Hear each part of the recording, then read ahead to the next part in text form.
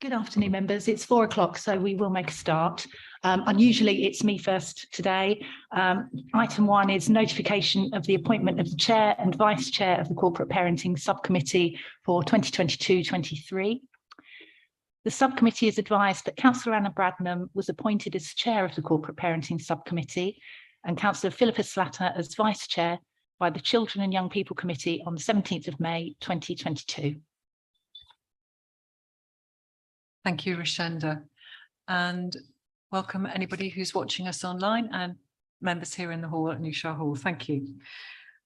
So I'd like to welcome those members of the public and press who are watching today's meeting of the Corporate Parenting Subcommittee of the Children and Young People's Committee.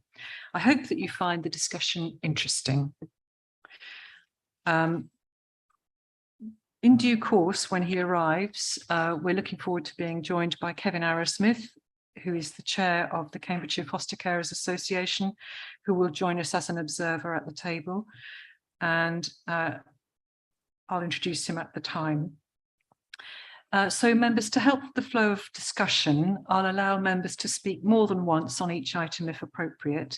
However, please make sure that your contributions are concise, as we have a lot of business to get through today. I'd also remind members and officers that all questions and responses should be directed through me. There's no fire alarm test scheduled for today, so if an alarm sounds, I'll adjourn the meeting and we'll leave the room by the doors to my left and use the external fire escape between the toilets and the kitchen and assemble outside the far end of the building, that is in the outside eating area. So turning to today's meeting, the theme of today's meeting is placements. Does any member wish to declare any disclosable pecuniary interest or non-statutory disclosable interest? No, can't see any. I don't think we have any. So moving on. Item 3 is the minutes. Chair, sorry, can I just report apologies? I do apologise. Sorry. Skipped apologies. Do go ahead. Yeah, apologies have been received from Councillor Maguire. Thank you. Thank you very much, Rashenda. So item 3, the minutes of the last meeting. Did anybody have anything to raise on the minutes of the meeting dated Wednesday, the 23rd of March, 2022? We were all happy with those. Great. Thank you very much. So I'll sign those as an approved record of the meeting.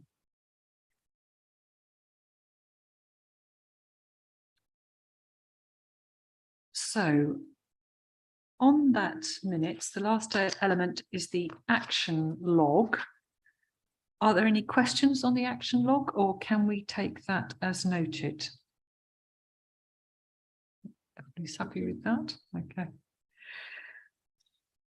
So item 4 is petitions and public questions. So we haven't received any public questions or petitions this month. So we'll move on to item 5, which is the annual health assessment audit report for 2021-22. And Mandy Mays, the team leader for Children in Care for Cambridgeshire Community Services, joins us remotely, I believe, and will introduce the report. Dr. Mona Aslam, consulting paediatrician at North West Anglia Foundation Trust, is also available remotely. Can I just check that Mandy Mays is here? Yep, I'm here. Can you hear me all right? Yeah, sorry, at the screen at the far end of the New Shire Hall is showing a Monet picture. Oh, how pleasant. You're probably there on better. the screen beside us. Probably an improvement, to be fair. Oh yes, we've got okay. Indeed. Okay. So sorry for the confusion, Mandy. Would you like to go ahead and present your report to us? Thank you. So sure. So I'm the team lead for the Cambridgeshire Looked After Children's team, and I'm presenting on behalf of the designated nurse, Catherine York, who's just left. And as you said, Mona may be able to join us remotely, but she's actually on call at the moment.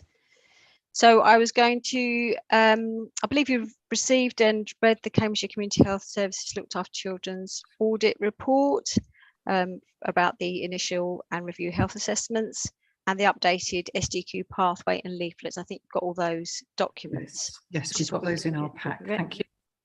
Fantastic. So I was going to start with the conclusion, just to an overview of what that found within our service, and then I'll go through the recommendations and our responses to them, and then hopefully there'll be time for some questions if there are any. The conclusions were on page 21, and the overall quality of the cases was found to be good, and all the cases felt personal to the individual young person.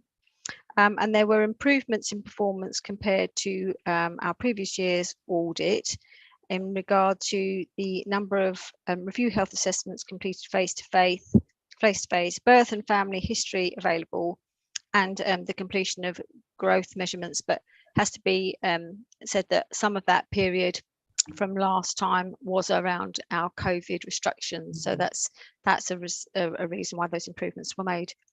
Our partnership working continues, and we are working to improve access to dental care and the completion of the SDQs. So going back to page 20 of the recommendations, I'll go through each of them. So regarding dental provision, urgent dental care is always available. It's the routine dental care there's been a bit of a backlog for, and it's been quite difficult times for young people to access routine care.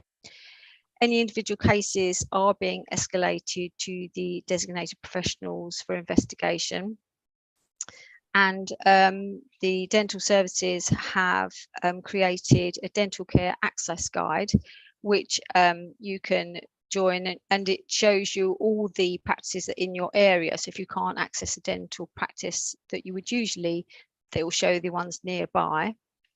There's a mouth check training that's been developed that's available for all professionals, so that will help us all in determining the need for young people. And there's a mouth check tool as well that's to support carers to assess again the level of need, so that they can be much more explicit when they contact the dentist as to what the need might be. There's also a link that we provide that will show you all the volunteer dentists we have in Cambridgeshire who are happy to accept all LAC children and won't be saying that they don't have spaces on their lists, and that's Sawston, Ely and Littleport. Unfortunately, we don't have any in Peterborough, but I know that's being worked on. So they'll see looked after children for routine and emergency services. I don't know if you want the contact. The lady who's leading that is a Catherine Liu, and she's the dental officer for community dental services at Health Education England. The next recommendation was regarding the SDQs. There remains an issue with the number of returns from carers for those that are appropriate for an SDQ. It has improved with joint working with social care, and we have made some changes to hopefully improve that even further. We have a joint pathway, which I will share with you now. Can you see that?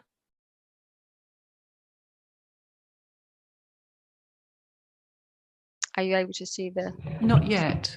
Hold on. It's all right. Press the button. It's coming. It's coming. There you go. Okay. So this is the joint pathway. As I say, I'm assuming you've read it beforehand, but it's just to show that the main changes are that the SDQ will also be requested from young people aged 11 to 17, as well as the carer. So that's an additional score that we'll be able to reflect at the RHA and help in that triangulation of assessing mental health. We do have a very robust mental health assessment anyway at the health review or the initial health assessment. So it's in addition with that assessment. And that will go via the social worker for confidentiality, so that the carer doesn't see those results in case that's an issue for that young person. Part of that pathway as well is asking social workers to support carers to respond and complete their SDQs, and we facilitate that by by escalating any that we haven't had within the timescales. We give 5 working days of a request, and a request is made 4 to 6 weeks before the health assessment.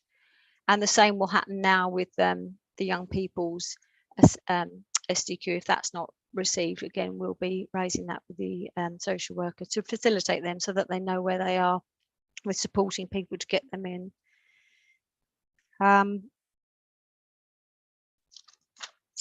There was a lot of, maybe not confusion, but a misunderstanding or lack of understanding perhaps with foster carers around the importance of the SDQ and sometimes of how to complete it.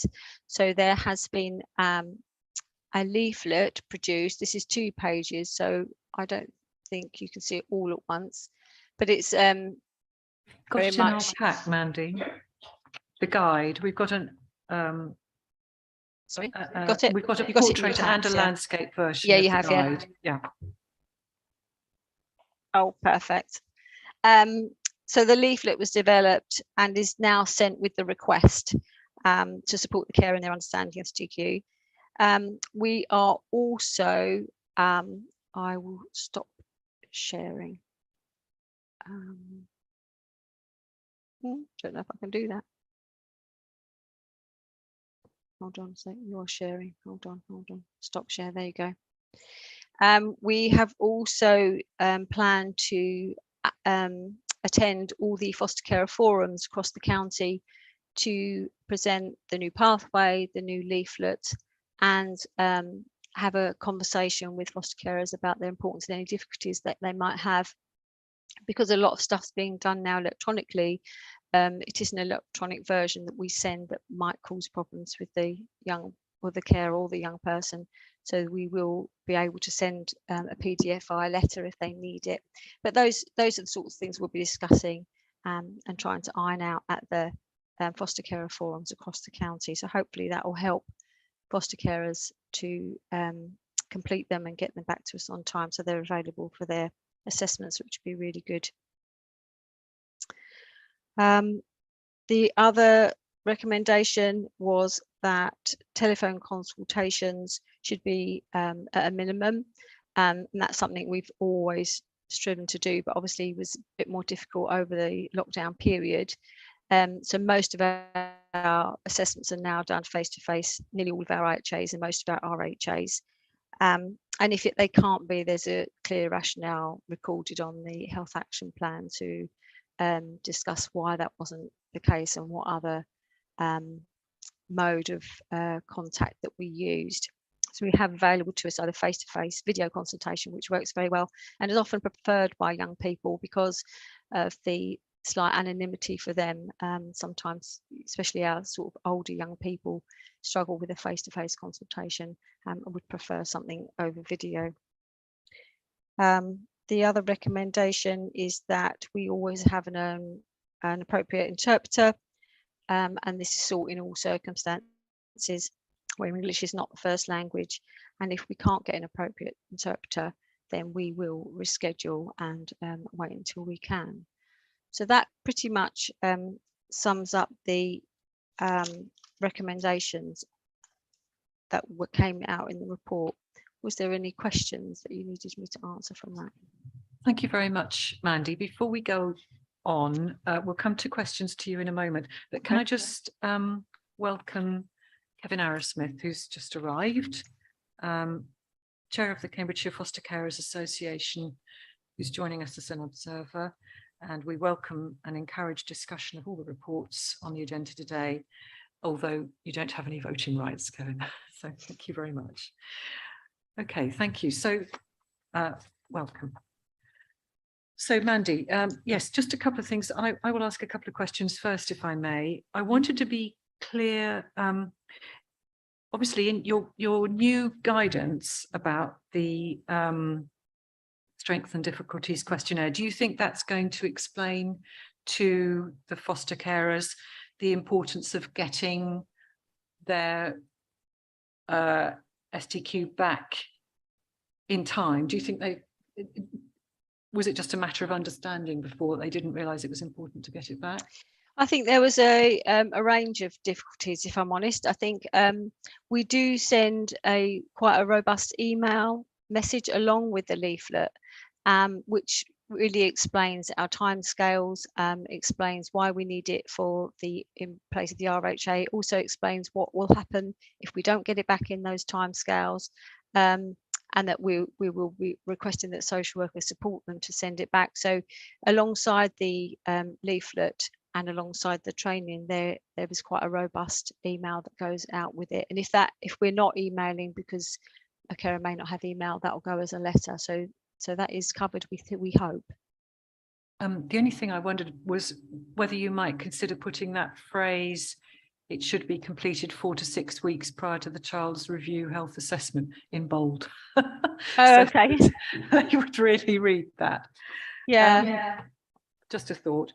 I'll take that The back. other thing, I wondered if you could just explain, somewhere in the report it says that if it hadn't been done in time, the SDQ could be done at the health assessment, but because the scoring process takes time, the results weren't available at the health assessment, which seemed a bit odd to me. So can you just explain the scoring process? So the scoring process is done through a website by our admin team, and once the results, once the questionnaire has been received, then they have to go onto the website, put all those answers in, and then they get a score. So it's not something that can be done like an ASQ. I don't know if you're aware of ASQs, but we use those type of questionnaires for children that you score as you go along. This actually has to go into a funded or a website that we pay to access. Okay, so it's done afterwards. So that's why we can't score it at the time. Yeah, okay, I'm with you. And my final question is, I don't know if I understood, in terms of the sample size, in the report itself, it recognises that the sample size was quite small. Yeah. And I just wondered whether, normally speaking, you would aim to do a review a larger sampler size, and what would that percentage be normally? So the next sample size, I do believe, is in there. I think it's double what we had last time. I can't remember what page it's on, but I know the next sample size is probably... It seemed to me you had 5 in the initial health assessment, and 15 in the review health assessments. And I appreciate that might have been because of COVID. Yeah, it was. But yeah, exactly. So I was just wondering what you normally hope to review. Yeah, we normally do 10 in the IHAs and 30 in the RHA, so it's normally double. I think that's on the last page. I can't tell you what it is in the agenda, the page. Because it says at 3.73 within this small sample of cases. Yeah, so in 3 at the very end. Here we are. Yes, at 5.4 on page 21, it says the 2022-23 audit will need to include 10 IHA cases and 30 RHA. Thank you for drawing my attention to that. That's okay. That was what we did before as well. So and I would feel more comfortable with that, because obviously it would give us a better feel for, or for how things are going. So that's all my questions. Thank you very much. So members, you're welcome. Councillor Hay. Thank you, Chair. It's just a small thing. Bottom of page 17, area of concern, it mentions a 15-year-old unaccompanied asylum seeker had an RHA via telephone, English not their first language, recorded they're still learning, but there's no evidence of a translator. So I was very pleased to see within the recommendations that in a case like that, that wouldn't happen again. But RHA, I too rarely sit back and think, what does RHA mean? And right throughout the report, there was quite a number of acronyms, one of which I still don't know what it means. CRA, FFT, screening. So what I would put a plea in here when writing a report, the first instance that an acronym is used, can you please put the meaning? Because it makes it very difficult. As it is, quite a number of the acronyms I did find, but they were in later reports, which doesn't help with the understanding of the report when you're actually reading it. Thank you. I'll take that back. Thanks. Thank you very much. Councillor Boulat. Thank you, Chair. I had a question on the interpreters as well. I'm also pleased to see that recommendation in that case wouldn't happen again if we can reschedule this with the interpreter. I was wondering if you have enough interpreters for like all the languages needed, because I heard there are some shortages of interpreters like nationally really, especially for some community groups. So I was wondering what the situation is in our area, if we struggle with some languages in particular or not, just out of curiosity really. And I wanted to comment as well on there's the point on page 11, 3.72 on unaccompanied asylum seeking children. I think it's really welcome that we can signpost to the larger organizations such as the Refugee Council, who have a lot of online resources and really helpful guides. But I would also like to make the case for thinking about the local charities that we have. So like in many areas of the county, we have local community centers or organizations or migrants' rights organizations that do a lot of local level work. And it's really important to have that local connection in addition to the kind of legal information that the national organizations could provide. So that's more of a comment, but I was really curious on the interpreter's point, if we actually do have, if we actually can supply quickly enough those interpreting services. Thank you. Yeah, thank you. So we've been really fortunate in our interpreting services because we have a service that will pull nationally if we need to. So we don't just use from Cambridgeshire. So if we can't do the interpreter face-to-face, they will join us over a video consultation, which has been really helpful. So even though the assessment is face-to-face, sometimes the interpreter will join via video consultation if they have a very specific dialect and we don't have anybody locally who could actually join in person face-to-face. Thank you, Mandy. Councillor Slatter. Yes, I don't want to anticipate Kevin Arrowsmith asking the same sort of question, but I'm very glad that he joined us because I was going to highlight this. In 371, there needs to be better understanding of the importance of SDQ by carers educating carers.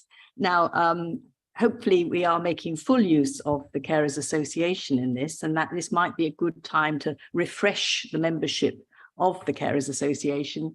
At the Care Awards, I came up with a very experienced carer, been doing fostering for 20 years and had not actually got round to joining the association. So I think it's very helpful if we publicise it and maybe send out to all foster carers by email or forward a message if the Carers Association would wish to, just explaining what they do. And it's things like this, I think, where we absolutely depend on our carers talking to one another, mentoring one another, and as it puts here, educating one another. But I'm sure they would have a good touch, and it's probably better for coming from a fellow carer than from somebody else who may not understand their situation. So I welcome that introduction of using the carers to educate the carers. Thank you. And Councillor Boulat's covered the other thing in terms of in 372. The admission here in your report, and in that it should indeed be checked whether the care assessment has been made and captured in the health record. Thank you. Thank you, Councillor Slatter. Right.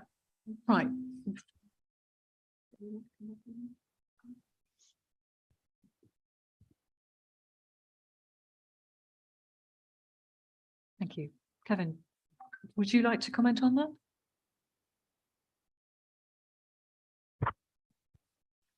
Yeah, I think the difference now from what I've seen is that the SDQs are coming by email, and it's I don't know what the term is for it, but it's like egress type secure email. So it doesn't come to the carers just as a PDF. They have to log into a kind of different platform. So I think where that has transitioned has probably created some unfamiliarity of it. So I think we can, with the service, we'll be able to send out the pamphlet and the leaflet, which I did have a read of. It's quite a good explanation of everything on there. And yeah, hopefully we can help to do that. And also through the mentoring as well, we can probably add something to that. But it's very useful. Do you think that being on a platform might be something of a barrier at the moment, or just needs to be familiarised? I think it's a change, and It does work well, but you have to log into it. So I just wonder if that's maybe slowed things down or whatever, because often you used to get it through the post. So we would have got everything through the post. So then you'd literally, you'd open the letter and say, oh yeah, I'll do that, tick it off and then send it back. So it's just a change, isn't it? That, it comes on an email and then you need to log in, then, so I think that's just something that will actually. Just a response to that. Once you've logged in once to egress, you don't have to log in again. It's a one-off. And then the secure email will be available to you on the second time round what we do is we send an initial email that says you will be getting a secure email and this is how you access it. So there is quite a good explanation for any carer on how to access that email. And then once they've done that once, they don't need to do that again. Thank you, Mandy. That's great. Sorry, had you finished? Yeah, that's fine. Yeah, great. Okay. Councillor Hay. I'm glad you mentioned email, because not everyone is comfortable using electronic means. Are foster carers given the option of a paper copy or electronic?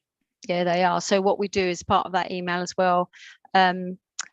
I mean, most of them have email. If they don't have email at all, either in that we don't have an email address for them, then obviously we'll send it out in letter form with the leaflet. If we do have an email address for them, if they're offered that if they have any difficulty in completing the SDQ, just to contact us on the telephone or respond to the email just to say they're struggling, and we'll contact them and we'll manage to complete the SDQ in a different format. It's not a problem. So they are informed of that. And that's so familiar. When you're busy and you've got lots on, actually something dropping through the letterbox is much more likely to be responded to if you, if you haven't actually had a chance to look at your email and you've missed the one that was a week ago or whatever. So I think if people have got both options, that's helpful, isn't it? Lovely. So we've given you some thoughts to add into the report or amend. So thank you very much, Mandy, for that. And you're welcome. thank you I think much. Mona wants to say something. Oh, yes. Mona, do. Yes. No, hi, sorry, I'm joining intermittently. I'm on call today, but I wanted to go back to the point that one of the councillors raised about the unaccompanied asylum seeking, local support that there may be. So what I am trying also to find out what is available locally for these children. And so I contacted the Refugee Council maybe about a week and a half ago and spoke to somebody who then told me that there is somebody working from Luton who is overseeing the Cambridgeshire and Peterborough area. So I'm in contact with her and I will ask more about what her role entails, but I'm trying to get together sort of like almost like a directory of interested groups who might be willing to help support our local unaccompanied asylum seeking children. And I'd be very grateful for any help from the councillors with this. Thank you, Dr. Aslam. That's I'm so glad you've got in touch with been put in touch with the person from Luton, and it sounds as though Councillor Boulat has some suggestions that might be useful to you. And I'm sure if Councillor Boulat had any suggestions, she could raise that with Rishenda, who could then convey to you. Yeah, I think it'd be really helpful so that we can also guide them when we see them for their RHAs and IHAs. Yeah, thank you. That's all.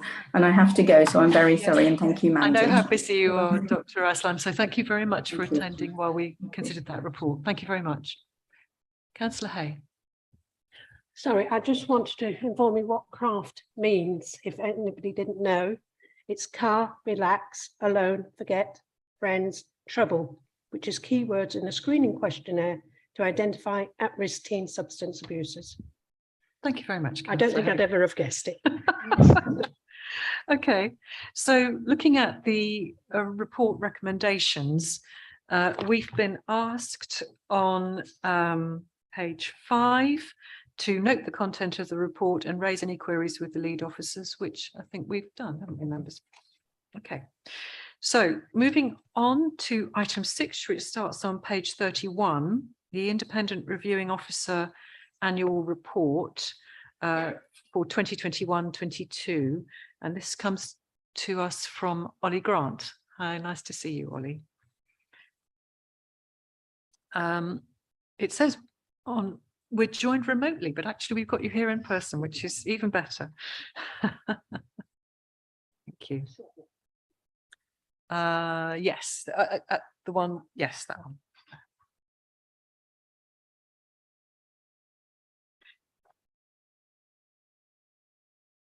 Okay, so I'm actually here to present the next three for you, so I hope you don't get bored of my voice. Ollie Grant reports today. Yeah, the Ollie Grant show. Okay, so the Independent Reviewing Officer's report. So this is an annual report, statutory report that we put together every year. Just in summary, it highlights the number of children in care rose by a very small number, just by 5 over the year. That's since then, actually, that's increased significantly, but this was at the end of March. And the IRO service, so there's the equivalent of 8.8 staff in the service, and between everybody held over 1,600 reviews over the year. So you can tell that's a lot of hard work. The role of the Independent Reviewing Officer is a statutory role. Key function is to review the care plans for children in care. That's children of any age in any circumstance, whether they live in county, out county, in whatever kind of placement. So within our service, we exclusively have all of the children in care and only the children in care. They review the care plans by principally by holding statutory reviews at specific intervals, but also on an ongoing basis. They have an allocated caseload, so they will monitor. They will go out and meet with the child. They will speak with social workers regularly. And through that, they will also escalate any issues that they think are of concern, or where the child, if they don't feel the child's being heard, then they will report that back and can escalate it through our formal protocol. So key points are really, as I said, the number of children in care at that point was very steady throughout the previous 6 months, now rising again. The reviews were being held at that point through last year. You can imagine gradually starting to come back face to face. We're now pretty much 100% face to face, which is really good. We now obviously benefit of COVID. We have the option to offer to some young people if they'd rather meet online, they can do, or we can do part online or part face to face. So that's actually been a benefit for some young people, but mostly we do them all face to face. There's a lot of travel, as you know. Around half of our children don't live within the boundaries of Cambridgeshire. We've got children all over the country, so IROs are behind the wheels of their car again, which is takes a lot of their time.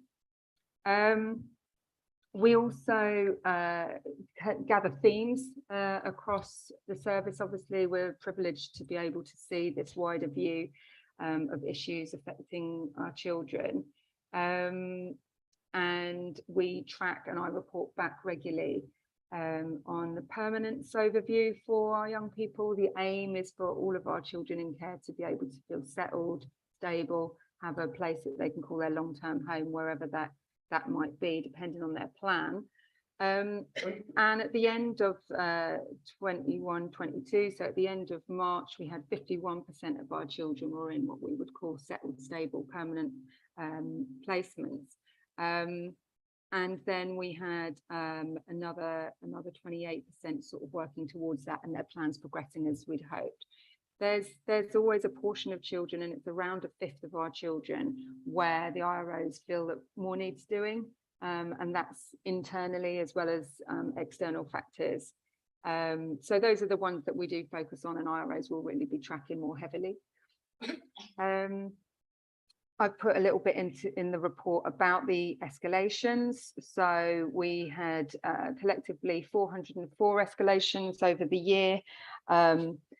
That's fewer than the previous year, which was 506. There were fewer children in care gradually, so that may be one factor, but also obviously practice improvements in different areas, I think will have contributed to that number going down.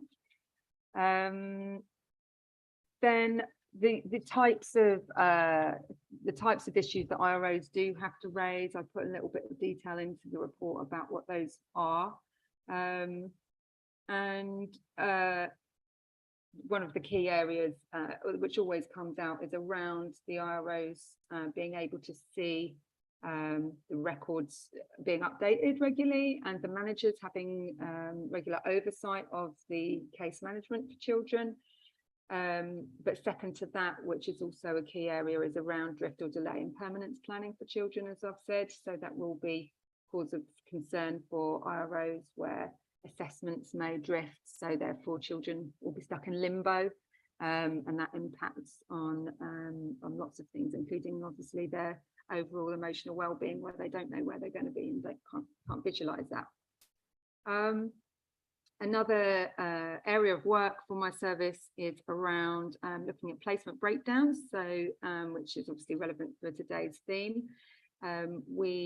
My service undertake a placement breakdown meeting for any child who's in a long-term matched foster home which comes to an end in an unplanned way. We will hold a meeting which brings together all the people involved, all the carers and professionals involved with that child, and will review what happened. Really, it's a reflective meeting, a opportunity for learning.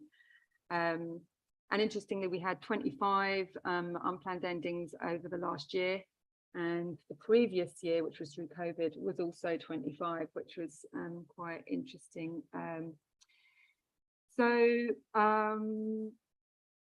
At the end of the year, or actually every 6 months, I produce a report of themes around placement breakdowns and feed that back to the service, which features recommendations from the chairs who've been able to see patterns around what can help stabilise placements long term. Lastly, I guess I just wanted to draw your attention to the wider objectives of our service over the year. Last year, we always like to have kind of 5 or 6 objectives that are above and beyond our statutory work. And last year and this year, they kind of feature us bringing closer together our relationship with the Children in Care Council, to make sure that we are liaising with them on any kind of service improvements.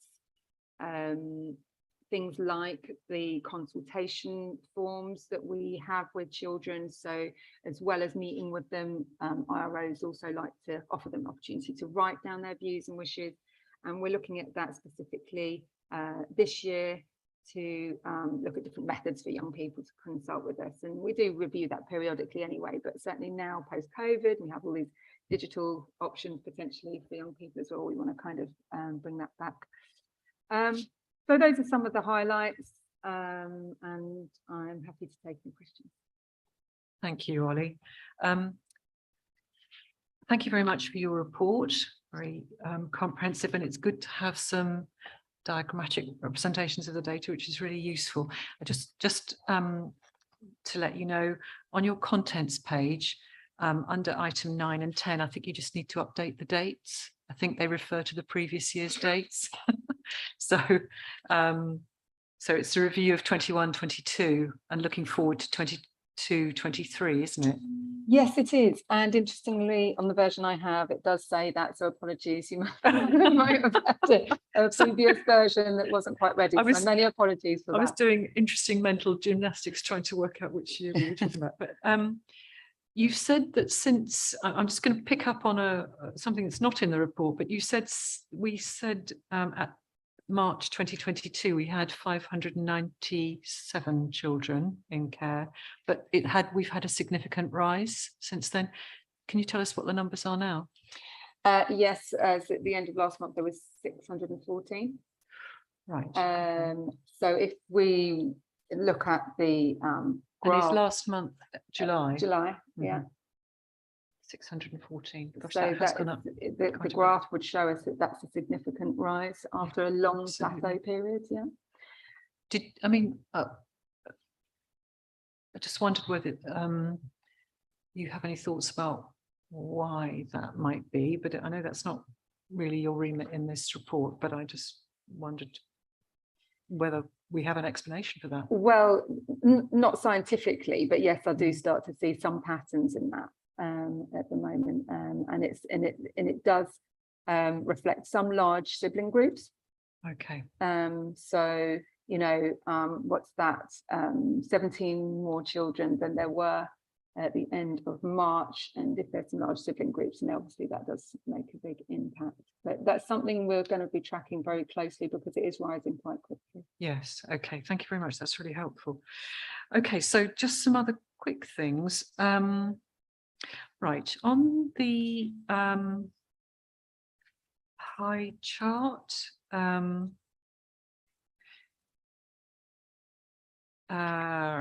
are we? I've lost it. Here we are, page 45. These are the issues that IROs have raised. A third of those issues relate to accountability and record keeping, which you mentioned, the evidence of keeping records. I just wondered why that's happening. And there's some roles I do where I have to make the record before I leave the location. I'm asked to do that as part of my work. And I wondered if this is evidence that people aren't having time to complete that before they leave one task and go on to the next. I just wondered, and whether that's related to caseloads. I would be speculating because that's not you know, my position isn't in case management, but I would imagine that it is about social workers and other staff spending time with children rather than doing the records, and the records do sometimes lag because of that. We are looking at, so one of the issues, for example, is around a report that social workers write prior to the review for the IRO and to present the current circumstances and the plan that they're putting forward. And one of the things that we're doing at the moment is working with the service to kind of reformat that report, if you like, the template for that report, to make it simpler for everybody, less onerous, more child focused, so it just can record the really relevant parts, and it's less onerous, because the less we ask of our workers in recording and just have the essentials, the more they can actually do of being out with kids. The more likely they are to be able to do it, the simpler it is. And the other one I wanted to ask you was, you said there were fewer escalations than last year, 64 compared to 77. And I wondered if that was because there are less things that people are concerned about, or because they've had less time to do it. And this is about the IROs escalating. Yes, I don't think it's because they've got less time to do it, because their time is impacted by the number of children in care as well. And as that goes down, I'm not saying they have lots of time spare, but I think it is reflective of service improvements, to be honest, in certain areas. And we track these themes quite carefully. I track them every month and report them every quarter. Some areas in particular have really picked up, and others we're still working with the service to attend to. So, and you know, overall over the year there was around 100 fewer alerts raised, which is significant, I think. Some months there are more than others because of different factors of what's happening, particularly, for example, over the summer, we've got lots of people going on leave, or probably won't see so many because people are on their holidays and things. But overall, when you report quarterly and annually, you can see these themes. And I think it is indicative of some service improvements in particular areas. That's very encouraging. Thank you. I'll ask members, do you have any questions? So, thank you. Yes, Solly. Noticing from the pie chart, for example, preparation for leaving care, that's one of you know, a great concern for all people. We've had reports here for care about care leavers and so on, and the danger of there being a cliff edge. And we get different reports naturally enough from different foster carers because their children are very different, or young people by then, just like we know our children and grandchildren vary in terms of how much they're prepared to communicate and tell us or listen. And I'm not underestimating the problem of relating to a child who already, has complex issues.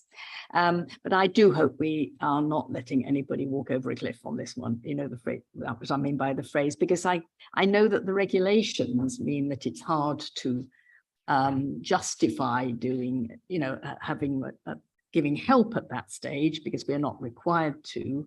But your body language is that, we do try and go that extra mile if we can, which is reassuring.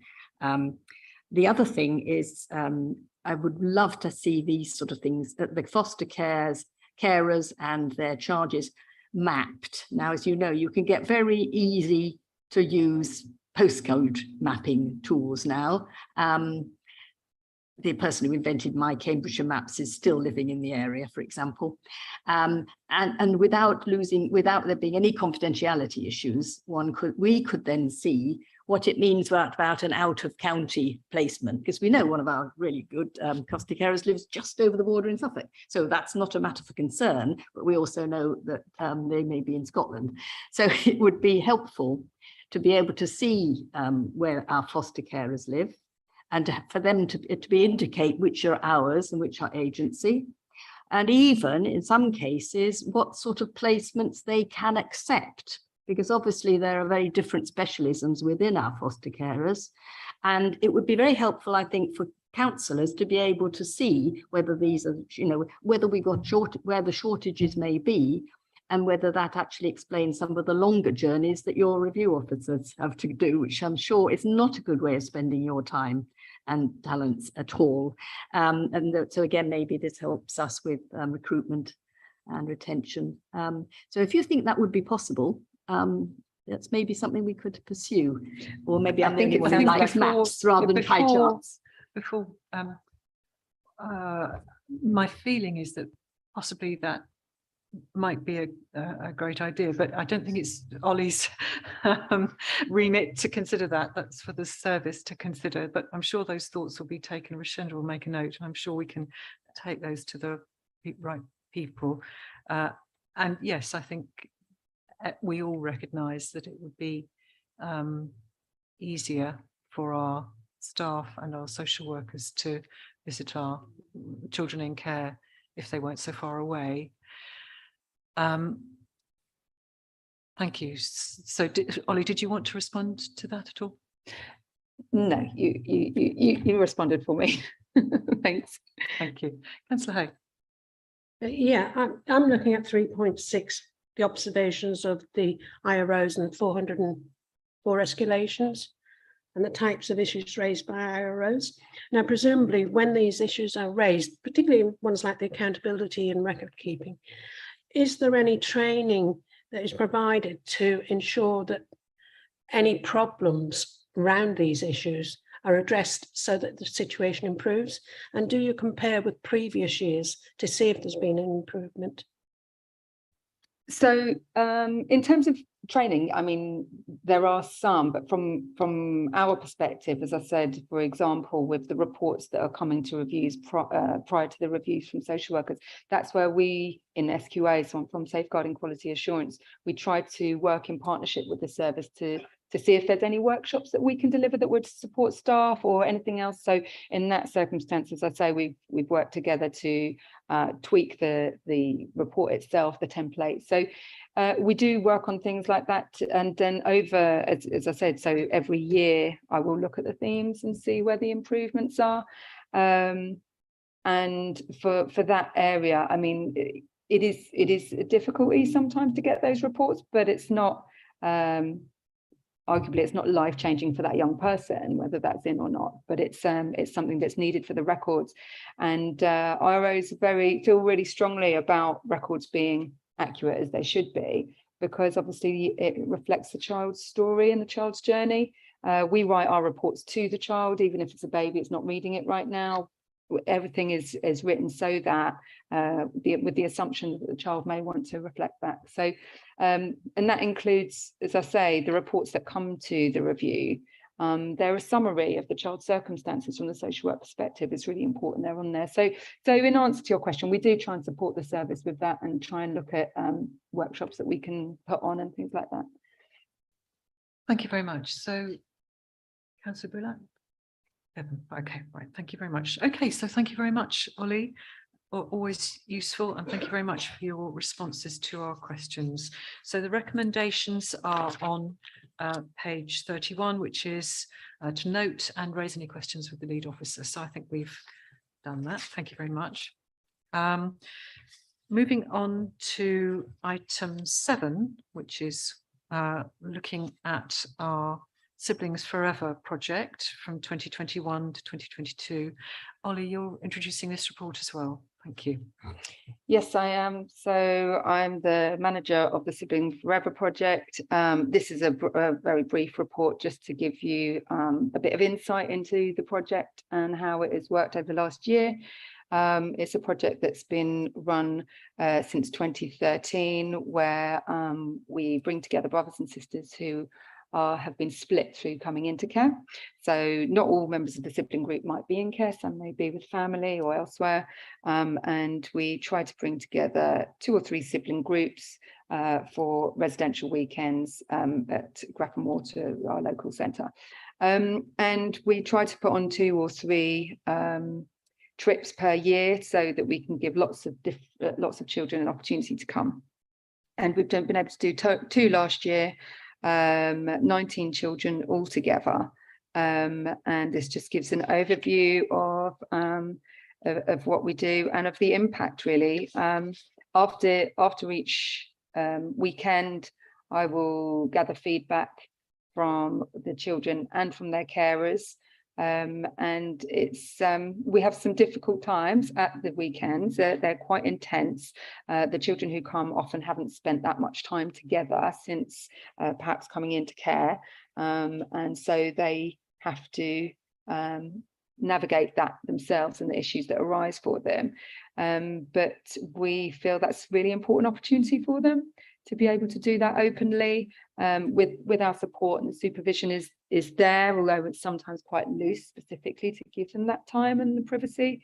But issues do arise, and you know, there's sibling rivalries and all kinds of things, bits and pieces that go on, and they often stay up all night. But it's a really good time, and I just wanted to illustrate one of the projects that we're doing. Yeah. Thank you, Ollie. And I know as members, we've had presentations about the work, and particularly the centre at Grafham Water.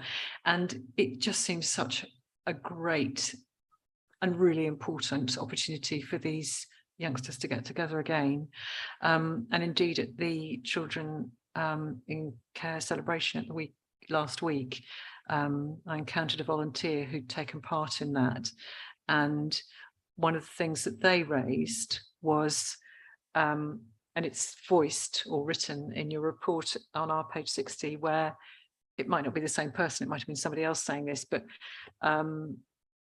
I found the event genuinely moving at the end. It was hard to see how upset they got when they had to leave each other, or in some instances unable to say goodbye at all, because I guess it's yet another goodbye, isn't it? And that's quite hard, but actually hopefully they've had a good time together and have really benefited from it.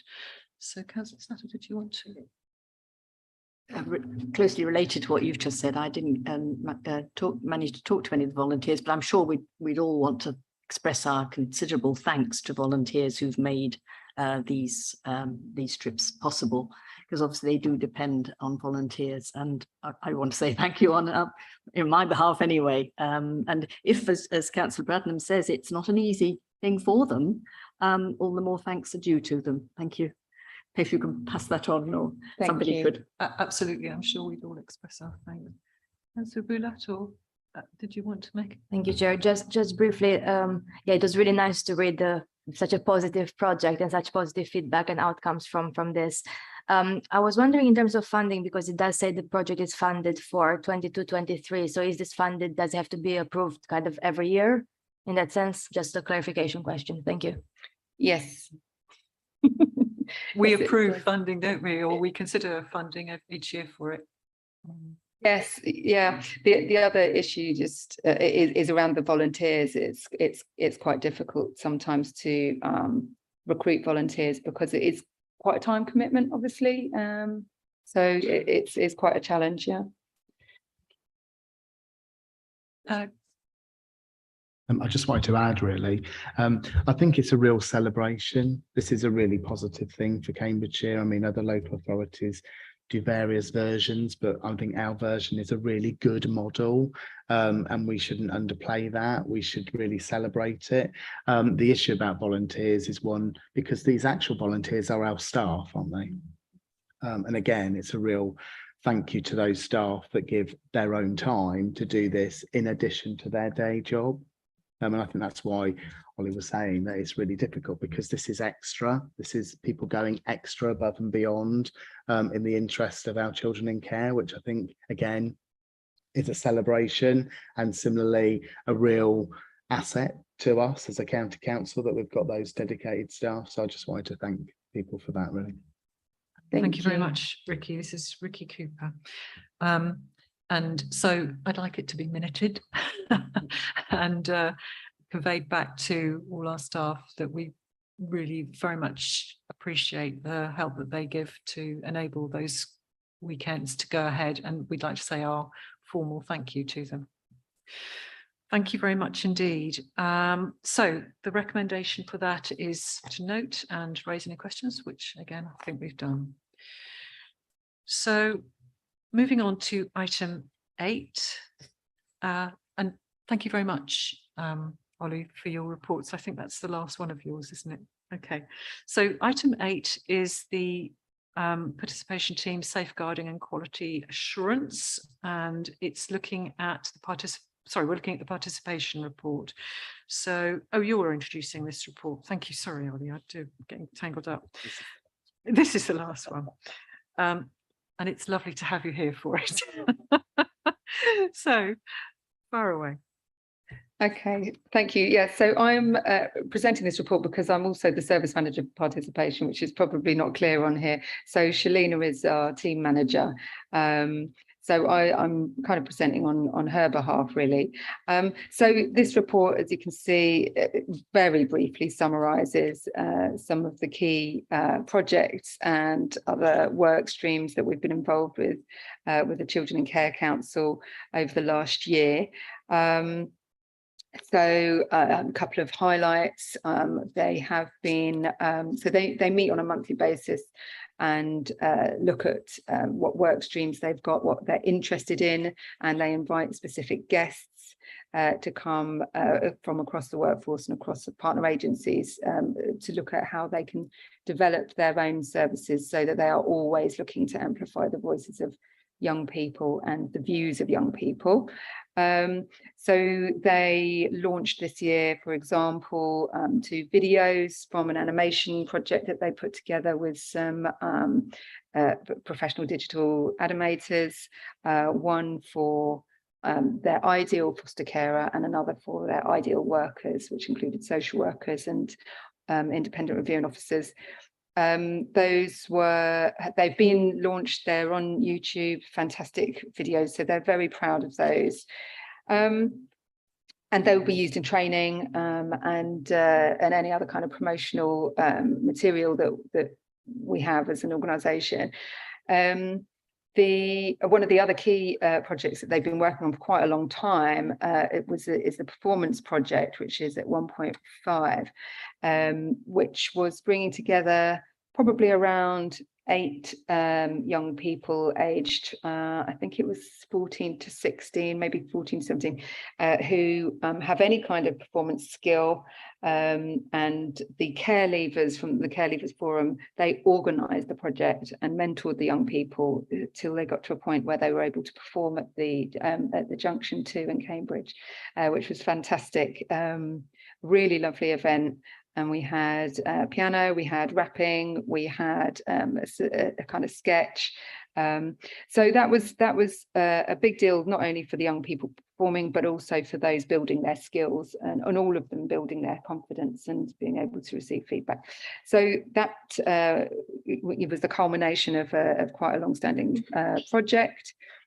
We've also had the annual awards, which, as you mentioned, was last week. So a lot of work goes into that, and that's all based on what the young people feel from the Children in Care Council, what they feel will be, you know, fun and engaging for all of their peers, and they make decisions on how the whole event is run. We have a very busy summer programme of various different activities that we're all doing, and ice skating and farmyards and all sorts, so that children have a variety of different things they can be involved in. And last year, the programme was really successful. We were able to invite lots of children and then promote the Children in Care Council at those activities. And some of the care leavers were there from the Care Leavers Forum, and so we were able to bring on a lot more young people to our Children in Care Council, because we have a good number, but we need to keep it quite high because there's so many different projects for them to be involved in. They've been doing helping us with recruitment, so we quite often have young people representing on interview panels, and they've been engaging in we've got young inspectors who recently completed an inspection of our supervised contact centres where children meet with their family members, which and then they put together a really comprehensive report of recommendations, which you might have seen. So you know, these are a couple of highlights, and you've read the summary, but they have been incredibly busy. We're very proud of them because they do it in their own time and volunteer for it and come after school and after college to get together. But they're very welcoming of new people, which is really good as well. We have other people who are perhaps not wishing to engage in group work, but we can engage them in other ways as well. Any questions? Thank you, Ollie. That's really great. So I also was registering the fact that we know that our children in care don't always want to be identified as children in care. So the fact that they're taking part in the Children in Care Council is really important. It shows a real want to improve things and a willingness to take part, which is laudable. And actually, all those videos are fantastic. I just thought they were so positive and so encouraging and absolutely great. So well done. And we saw earlier on in the year the reports from the recruitment and also the inspection of the supervised contact centre, which was so helpful. They gave really constructive feedback, so that was absolutely great. And I'm looking with officers at ways that we can involve the young people more actively in our informal corporate parenting subcommittee meetings. So just one thing I wanted to ask you, at item 3.6 in the report, you refer to, I'll just read it out, the Children in Care Council would like to get to know the members of the subcommittee better and have requested that members complete a pro forma introducing themselves and summarising their role and areas of focus. Now, I remember doing one of these a little while ago, but can I just ask, not wishing to embarrass anybody right now, can I just ask that if you haven't got one from each of us, could we be emailed with a framework to remind us to do it? Because, as I say, I think I've done one, but yeah, exactly. That's what I wondered. It doesn't mean to say it would have changed very much, but if we could, if we've done one before and you want us to update it, please could you send us the old one so we can look at it and review it. If you want us to do a new one, then please can you give us a template so we can do it, so that we can be introduced to the young people, so they know who we are. And some of us met some of the young people, of course, at the day last Friday, which was great. So any other questions? No? Yeah. Can I just take members of the Councillor Hay? Yes. Yes, under 3.13 mentions care leavers intend to create a care experience roadshow to increase awareness, private education, experience of children and young people in care to help dispel myths and reduce any negative stigma and stereotypes around being in care. Who is this going to be targeted at? Because what I would hope is that this could come to this committee for us to look at, to give us a fuller understanding of what some of these young people feel. So that has come out of the work that they've done with the virtual school for a recent virtual school conference, which was really successful. And this idea is in its infancy at the moment. And they were thinking about whether they would be able to do some work with schools, mainstream schools, any schools, to come along as guest speakers to assemblies or something like that. It would need a lot of planning and a lot of thought about how we could, you know, what the objective would be and how to best deliver it. But that's what's referred to as a care experience roadshow. Apologies, what was your other question? I would hope that members of this committee and possibly all councillors would have the opportunity of seeing one of these roadshows, because it will then really bring it home as to what these young people feel. Yeah, it depends, I suppose, on the format that they're thinking about, and again, if it's something that they're looking to deliver in assemblies at schools or wherever. But I'd certainly hope that we'd be able to bring you something to give a reflection of what they're doing. Certainly, I think we've always found it very useful as members of Children and Pupils Committee and as members of this committee to understand from the young people's point of view what the fact that they might feel they don't want to be identified as a child in care, but they want to be identified as, or they want to be just like everybody else. And so it would be helpful if we could be helped to understand what it's like from their point of view as well. Yeah, thank you, Councillor Hay. Councillor Slatter, did you have a question? Yeah. Yes, in terms of participation, my concern is those who are in placements a long way away.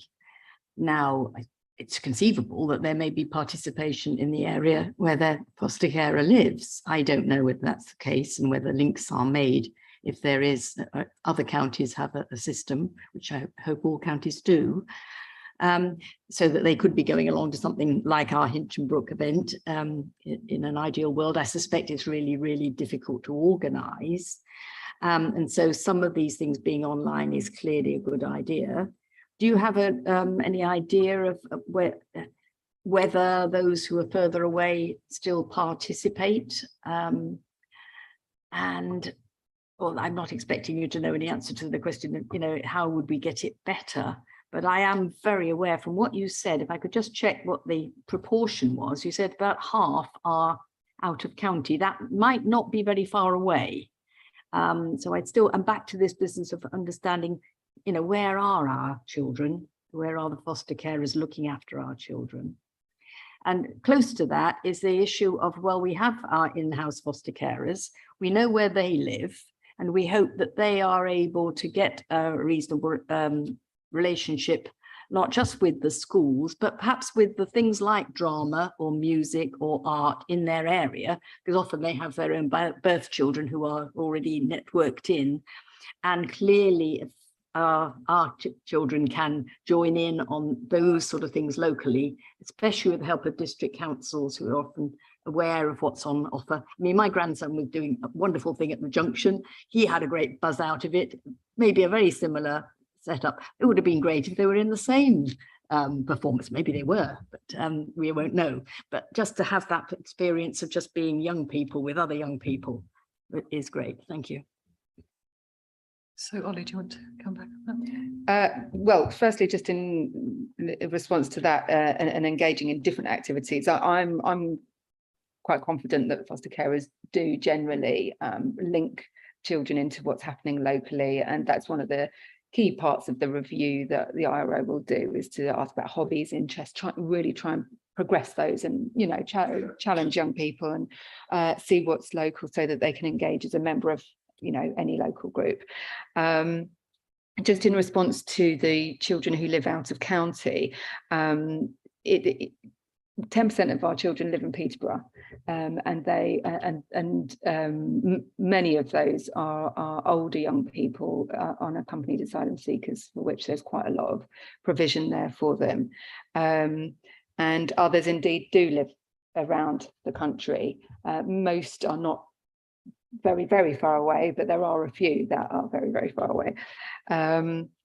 And in terms of how we engage with them, it's always a challenge, to be honest, in participation, because yes, we can offer online groups, and we do that, but you're always going to have some young people that just don't want to do that, don't find it engaging. Obviously, we do invite young people to come, and in fact, at the awards day, we had a young person come down from Bradford for the day, and people do come. But yeah, it's a perpetual challenge, really, and I wouldn't be able to comment whether they engage with things locally in terms of other participation groups. I don't know.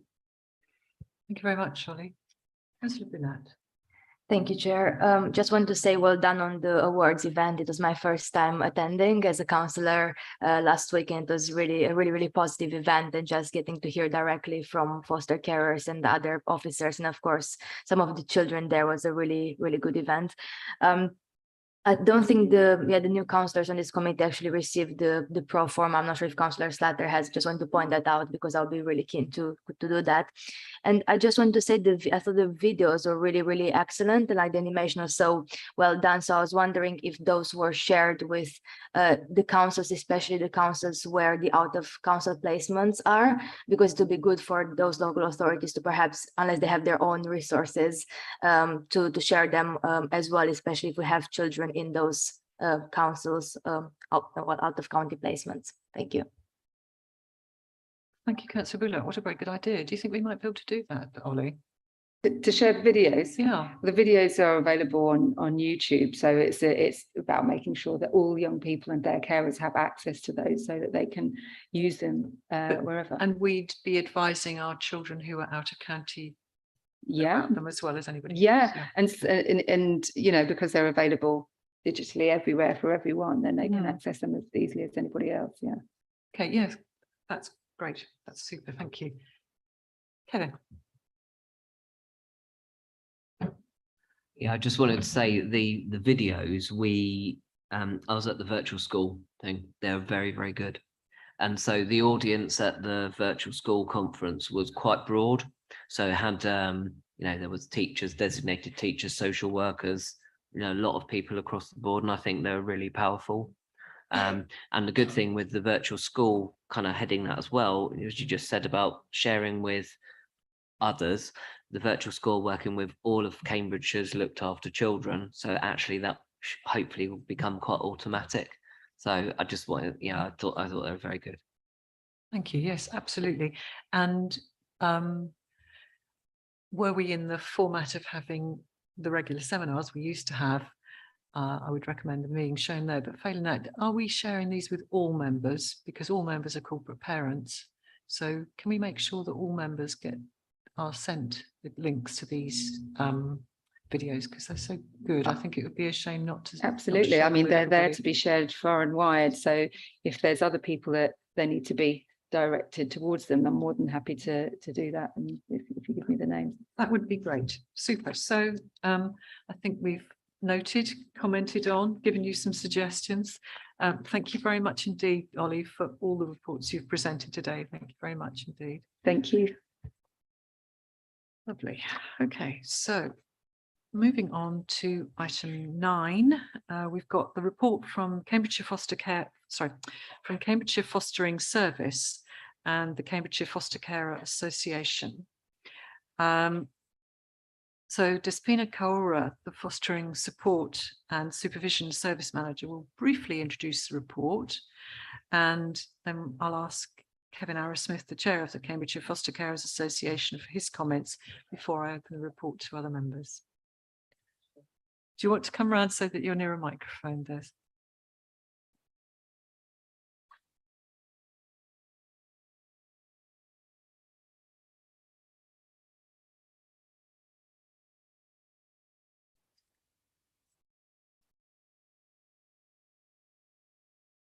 So before you start, Despina. I'd just like to say thank you very much for the format of the report, which I found very helpful. It hasn't been straightforward to come up with a good format for both sides. So thank you very much for the report that you've produced. So thank you. We'd like to hear your report. Hi everybody, so I'm Despina Kaora, and I'm one of the service excuse me, service managers, but in particular responsibility for our foster carers and the support and supervision part of the service across both CCC and PCC. And obviously I'm here with Kevin's here with us, and you know the report's been put together in collaboration with our Cambridgeshire Foster Care Association.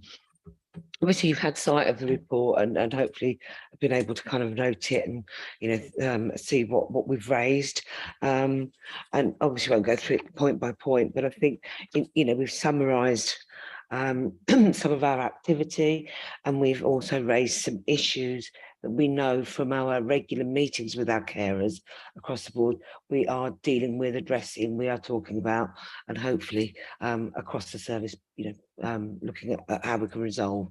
So I suppose we meet on a regular basis. The Cambridgeshire Foster Care Association meet every month, and the service, myself and the head of service attend most of the meetings as appropriate. And we also meet monthly with the chairs and vice chairs of both services across the piece. And again, that's about collating the feedback from our carers about the service itself, what we can improve, what's going really well for foster carers and the children they look after, what improvements we've made and how that's working. We've also initiated a number of projects. I say projects, work streams, projects and working groups with our carers, and that includes obviously carers that are part of the Foster Care Association, but also carers that aren't. So people don't have to be part of the association to be supporting us and to be on working groups that we've initiated. In particular, I would say we've highlighted some of our kind of focuses on, and I think our biggest focus has been retention of foster carers, so that we can support carers wherever possible not to leave us, whether that's around resignations. If people need to retire because they've reached a certain point in their lives, so be it, but it's about making sure that we address any issues that people might have in a timely way to kind of ensure that people aren't leaving the service and going elsewhere, or indeed just stopping being foster carers because we've not supported them in the right way.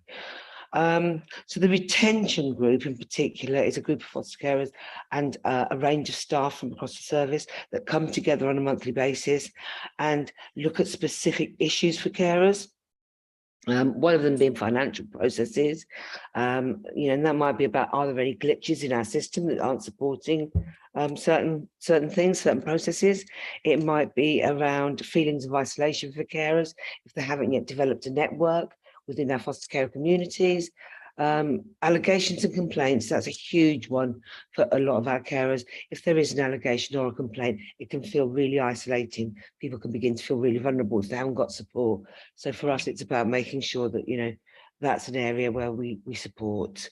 And managing complex behaviours. We know that some of our children come into the care system with significant needs and have experienced significant trauma, which is presented in behaviours within the fostering household. So it's about how we support our carers again, but bringing that into the retention group means that we're identifying it and we're looking at how we can find solutions to support carers with.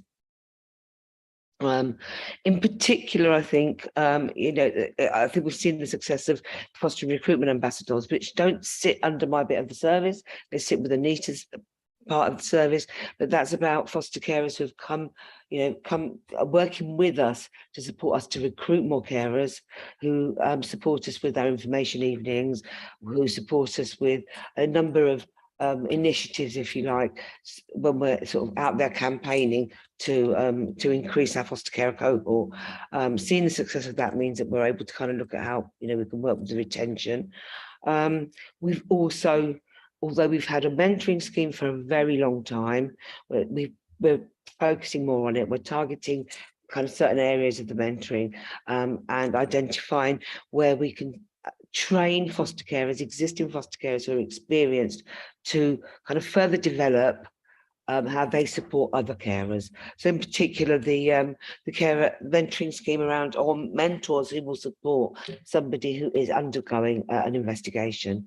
And we're making sure that that person is themselves trained, supported through the local authority designated officer for investigations and safeguarding. And the other area that we particularly want to support is our foster carers' first year of approval. It's a really vulnerable time. You know, you don't know what to expect. You find yourself on your own. You're not sure who to go to. And that's when, if you've got a mentor, it's not just about one person. That person can then create networks for you and go out to the fostering community. It's a really good time to support people and hopefully to hold on to them. So, yeah, I think, you know, that is certainly in terms of our mentoring, and also to try and look at mentoring across the county in different areas that we are accessible to new carers and to existing carers. We're also hoping that we can develop a bit of a specialism in mentoring carers who have not experienced and not facilitated transitions to adoptions, which can be a really difficult task. You know, you've cared for a child or children for a year. You've then got to transition them onto their adopters. It's not quite as simple as here's these children, off they go. So, you know, and I think also angst-ridden. It's you know, connections. You've bonded. You've got to be able to be supported in the right way to manage that process.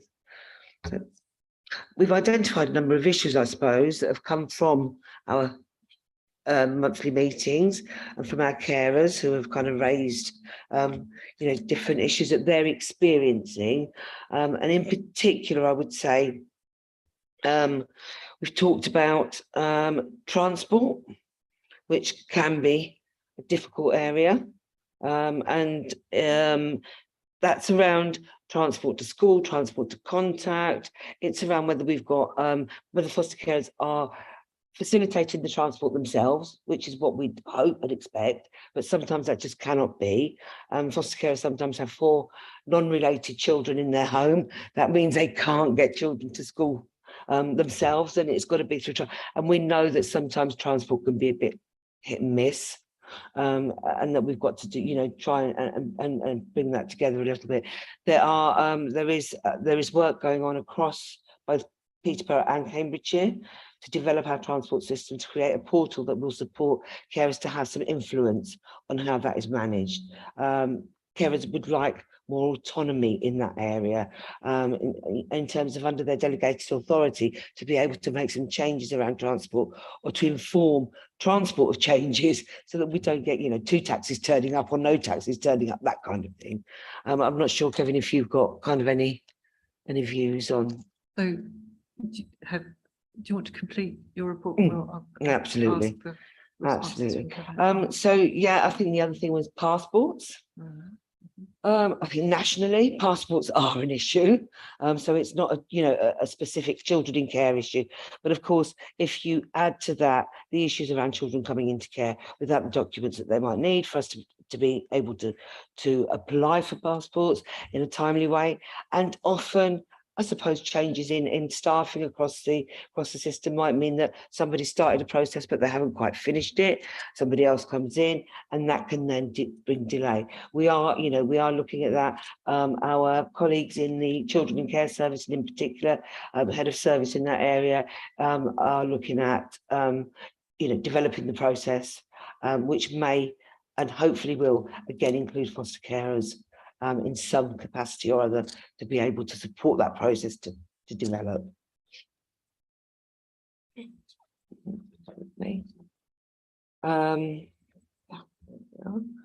So one of our areas is that the CFCA have raised the issues around terms of reference, and I think that's an area that they will take that forward. So we need to update the terms of reference for the CFCA. We're working really quite closely, I suppose, with the CFCA. What we have done is we've had a new carers event, which we hope to now continue and do annually. What that means is that every carer that's been approved in the last financial year, will be invited to an event to kind of celebrate being a foster carer and to meet other carers and to meet staff and kind of be part of that community. And hopefully that's the beginning of their kind of journey into fostering. So that's something, you know, as I say, that we hope to facilitate annually. The other thing is promotion of the CFCA. So I know that was touched on earlier, but in terms of using our support groups, using these events, using foster care supervisions and their social workers to promote the CFCA and actually tell people it's there and it's there to support you as well as the service and to enable you to contribute to the service. So that's, you know, certainly something that we are doing. And as part of our new foster care agreements, people are opting in rather than out, unless they choose not to be part of that. So we are going to be sharing their details, their information with the CFCA or the Peter equivalent to enable them to kind of be brought into that fold, if you like. So transport we've talked about, and passports. Let's have a look. Apologies. Okay. So dental appointments, well, I think that was touched on earlier in terms of the health report. It is a challenge. It certainly is a challenge in terms of across the county to have access to not the emergencies, as you quite rightly said earlier, but the ongoing kind of maintenance and children's, you know, normal appointments to dental care and checks and assessments. So, you know, that's a piece of work that we are working with our colleagues in health to address, and with a list of all the practices that might be able to welcome new young people, children to their practice. Another issue raised by carers is sometimes there are delays in gaining consent for things like school transport, school trips, health vaccinations, because obviously children in care need a signature from, you know, their corporate parents. So that can sometimes cause some delay, and we're looking to work again with our colleagues in children in care service, and Myra in particular, to look at processes and how we can enable that to be smoother and less kind of bumpy. And another thing that's been raised is, you know, some of the issues around not always necessarily the changes in staff. But again, I think that's a challenge for all of us in the local authority. Recruitment of staff has been impacted on maybe by COVID and the financial situation, but it's something that both local authorities are working hard towards. Of course, it really does help our children in care if they have a consistent social worker, and our foster carers if they have a consistent social worker. So the CFCA would like a little bit more clarity on the support provided to foster carers who look after young people and in supported lodgings or staying put. That's certainly something that we will be working with our carers with. It's a slightly different arrangement than the ordinary foster care arrangement and caring for children under the age of 18 whose plan is a full care order. It does change the dynamic somewhat. So that's something that we're working on. And our CFCA have commented that they would welcome that we make sure that we acknowledge carers' transferable skills when they're coming in from independent providers, if they're coming in from IFAs, so that we're actually ensuring that accreditation levels are correct for them and meet with their skills and their skill levels. And I suppose the other thing is around sort of training. Our Foster Care Association has raised the issue of they would like more kind of a more accredited training opportunity for themselves.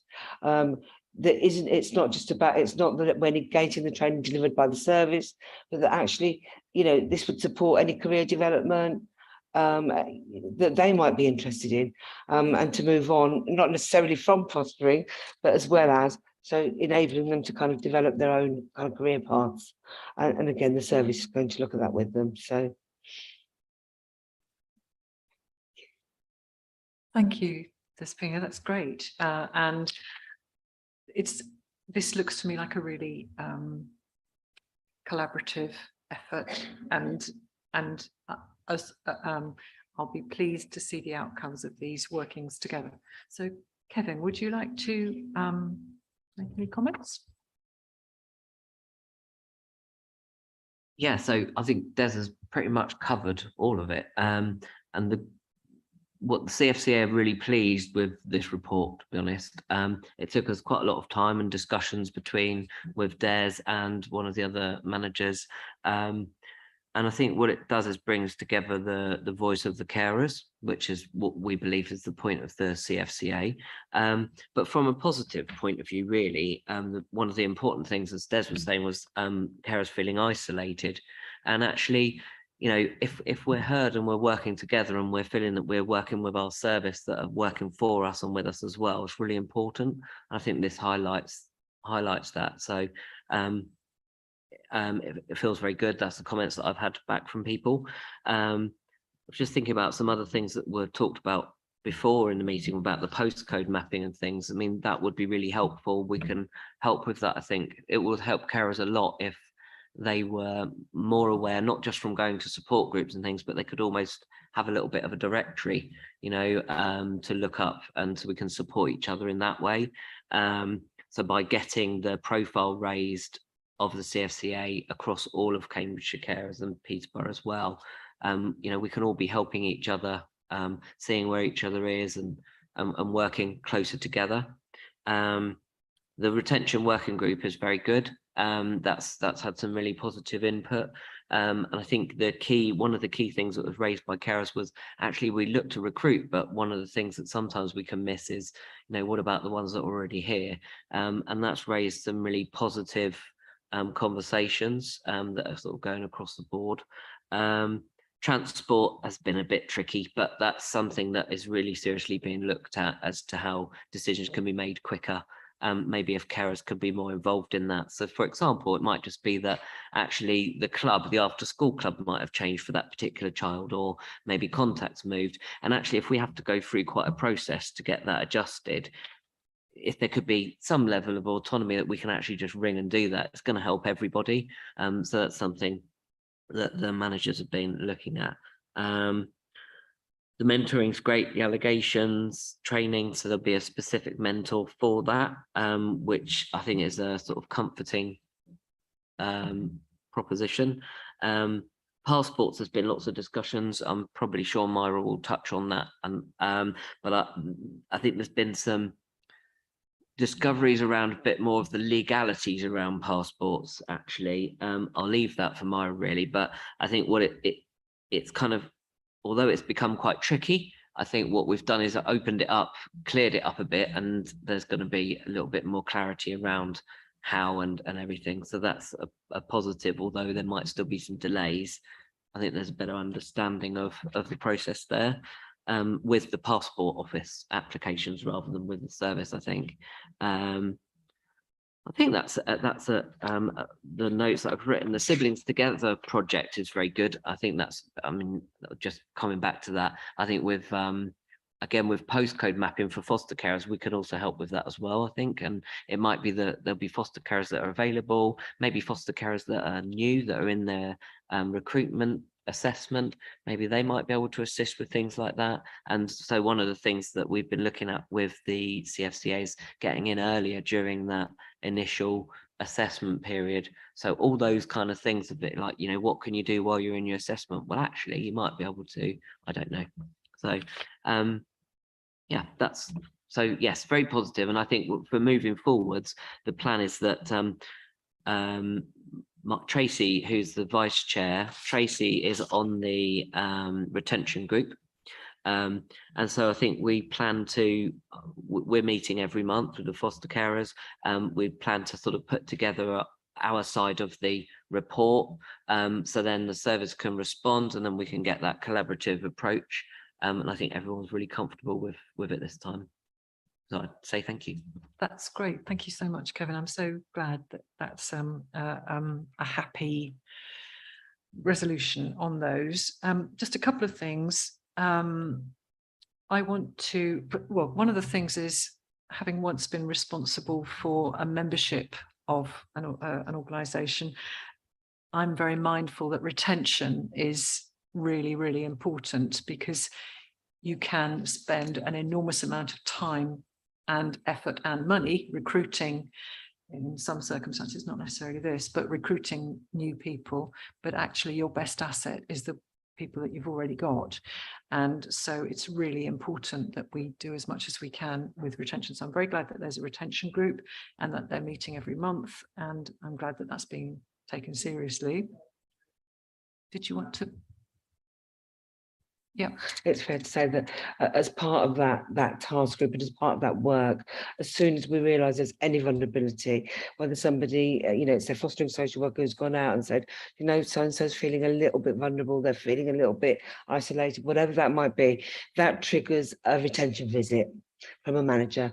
So you'll go out and have a chat and make sure that if there's anything at all that we can do to support, to avoid people feeling isolated or vulnerable, or that, the service isn't necessarily coming together around them and the children, that we're doing that in a really timely way and not leaving it until somebody's in crisis and then saying, I can't do this anymore. And I'm very pleased to hear that. And the only thing I just wondered was whether talk before you walk is actually we actually want to say talk to prevent you walking, really, but anyway, that's just a thought. But the other thing is the key point is ensuring that the issues from the Cambridgeshire Foster Carers Association are accurately reflected in what we're saying we want to address. So I think that's really important that agreement goes between the parties. And the other thing is I'd like a report back to this committee on how the work on some of these targets is going, so that we keep track of it. And Rishenda, perhaps you can suggest at which point it would be sensible for those to be reported back to us. Maybe we can do that outside the meeting, but I'd like to keep a track on these commitments that we've made. So members, any other questions on the report? Not from Councillor Hayne. Councillor Boulard. Thank you, Chair. I just wanted to briefly comment on the passports issue, because I know that there's a lot of work going into this, and I think it's really important we identify all the children in care who have immigration nationality issues and enable them to register as British if they're eligible, and of course apply straight for a passport if they're already British and registered, or no, British born directly. I actually did realize quite recently there is a fast track application for a passport, which obviously costs more than the standard route that I've been through and pretty much everyone else I know. I was wondering if there could be a case to actually make the case to the government to have, for example, children in care on this fast track route, because it exists already. So the Home Office does process, the Passport Office, sorry, does process this much quickly. So like everyone can basically pay more to be on this fast track route. So especially with delays in the cases where the child really, or the young person really needs this passport urgently for whatever reason, it may be worth looking into, because I think the government did some good steps recently. For example, the exemption from the registration fee as British for under 18s when they are not eligible to, they're not able to pay for it, for instance. So there's some good policy moves in the government now to actually make it easier for children to become British or register as such. So maybe that's one of the things to be as a suggestion in those discussions, because it could be quite a strong case made, especially the delays at the moment for people who really need it. Absolutely. Interesting. I applied for my own passport just recently and it really didn't take very long. So clearly these delays are being caused by difficulties with associated paperwork. But Ricky Cooper, would you like to come back on that? Yeah, I can do. It's a really helpful contribution. I mean, we know as a local authority that there are challenges and they are linked specifically to the paperwork and obtaining the paperwork, not least if you've got absent parents. And I know that that presents significant challenges for our operational teams. In relation to the government position, I mean, I'm happy to take that to the regional group of ADs. I think that, we can make those representations. I guess my only slight hesitation is that if we consider the amount of looked after children that we've got in the country, that might be a bit of a pressure on the Passport Office, which individuals may have something to say about. We know there are pressures, we get to hear about them, and we know that there has been some subtle changes, and we've been experiencing some of those about getting the right letters in place. But we are, as a council, doing everything that we can to expedite those passports where we can. And I know that means that officers are very often going above and beyond in terms of, you know, every 5 minutes checking. And I can see that whilst other people can't see, Myra in the room, who's our head of our corporate parenting service, who effectively has this task daily, is nodding her head to say that that's what we do. So, I mean, we'll continue to champion the needs of our looked after children to get their passports as quickly as possible within the constraints of obviously the challenges that we are facing. Yeah. Thank you very much, Vicky. Councillor Hay. It mentions in the report foster carer support groups and says there's 4 groups held in Cambridgeshire. Whereabouts in Cambridgeshire? Across the county in terms of geographically, Cambridge, the Fens, Huntingdonshire and Ely. Can I ask where in the Fens? Where in the Fens? Often it's in Wisbech. Sometimes it'll be at the Trinity Church in March. You know, there are a range of venues. Thank you. Thank you very much. Right.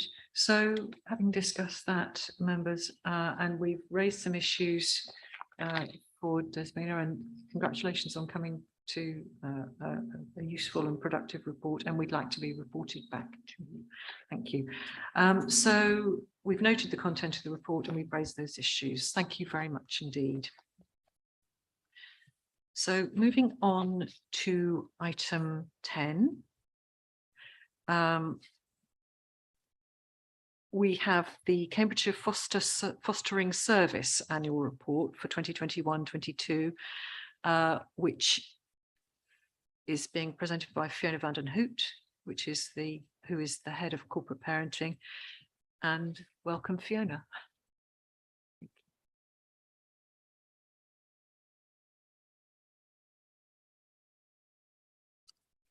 Thank you, Chair. And just to play its banding out, I'm really sorry.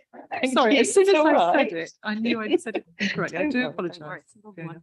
Thank you. And just to start by sending Sue's apologies. Sue King was due to present this report today, but unfortunately she's not able to be with us. So I have stepped in. So, I mean, I know we're sort of against time here, so I'm not going to go through too much of the report. You've got the executive summary at the front, which is pretty much sort of pulling together the information that's contained within the report. I did just want to pick up on the, that's very loud. I did just want to pick up on the passport conversation and reassure members that actually Mara and I are leading the working group together, and we are starting to meet next week. To start with, it will be with our internal staff, but we will be looking for foster care representation on that working group. And I suggest that we bring a briefing update to members in the November formal meeting. Likewise with the retention group, just to give you an update, we have a framework, which again, happy to share with members once it's been to the retention working group to be signed off, which will outline really what's involved in our retention work. But to give you an idea of the impact, which is positive, in Q1 this year, we lost 4 households for a number of reasons, as opposed to 10 households at the same period last year. So we do believe it is making an impact. Thank you very much, Fiona. So let's just see. And thank you very much for a very easy to understand report, which obviously is one that you've prepared for both Cambridgeshire and Peterborough. And I wanted to check on a couple of things. One was on page 77 under Audits and Inspections, in the bottom half of that, the areas where the service needs to improve are supporting and developing existing foster carers to expand their offer. I think that means asking them to take on an extra child. Is that right? Or longer, or? Okay, so, but it's also age ranges of children, and also potentially thinking about offering emergency care or PACE care. It's just not about, you know, because, you know, foster carers will have a finite number of bedrooms in their homes. It's really about, some foster carers have told us, you know, that they would quite like to consider offering for teenage children, particularly, which obviously is one of our target groups, but aren't feeling as confident, or there's some myths around looking after teenagers, there's some myths around looking after young people who are transferred over through the PACE scheme, for example.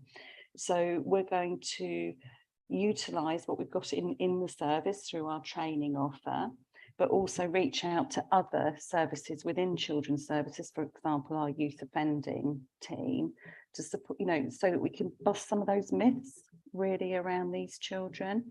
So that's what that means. Thank you. And the other thing I wanted to say thank you very much for producing the list on page 22, page 90 of the organisational arrangements, which is, we've had quite a lot of changes recently, so that's very useful to have an update on that. Thank you.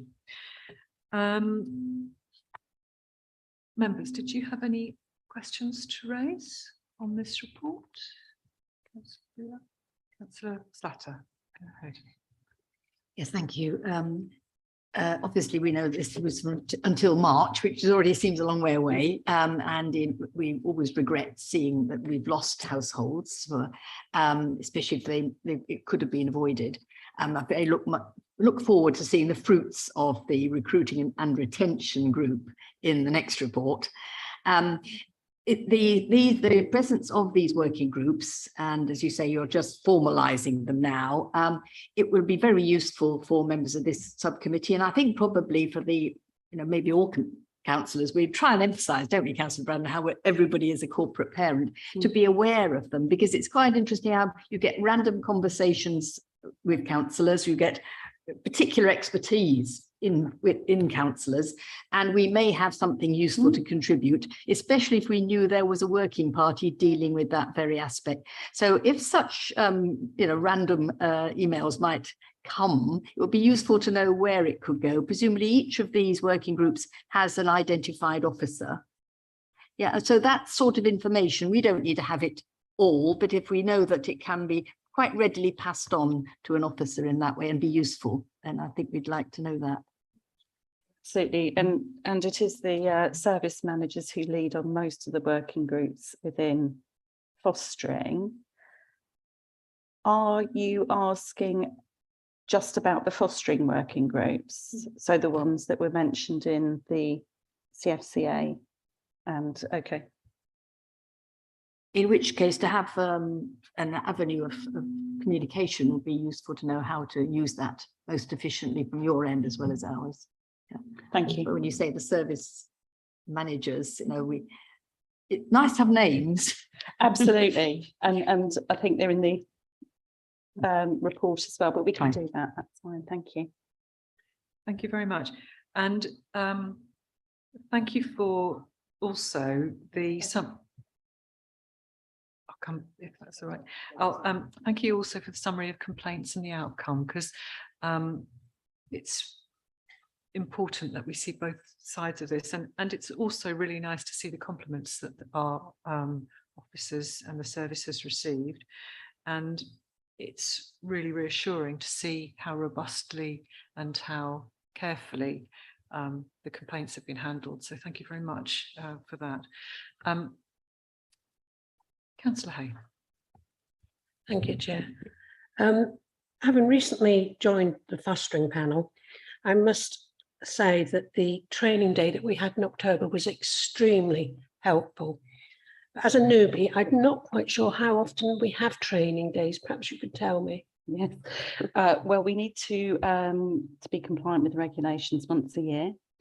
But we have also offered panel members different training throughout the year. So I'm hopeful that we'll be able to build on that when it's necessary to do so. I think there was some extra training around allegations that was delivered, as well as the development day that you're talking about. Because can I say that the panel, I believe, is very well made up with lots of different people with different skills, and I think it's a credit to the service that they've managed to get a good mix of people. Thank you. Great, thank you very much. Kevin, did you have anything you wanted to contribute? No? Okay. Thank you very much, everyone. So we've noted and we've raised some issues with the service manager, well, with Fiona van den Hout. Thank you. Thank you. So let's move on then to item 11. Thank you. So item 11 is the Corporate Parenting Subcommittee's own annual report for 2021-22. And Mara O'Farrell, who's our Head of Service for Corporate Parenting, will join us to introduce the report.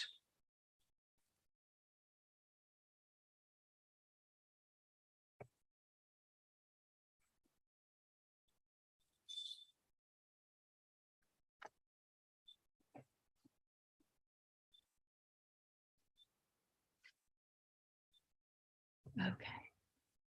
So good evening, everybody. Thank you. I'm presenting the annual report in terms of the subcommittee. Again, I'm conscious that we are running out of time. I would like to just draw your attention to a couple of areas.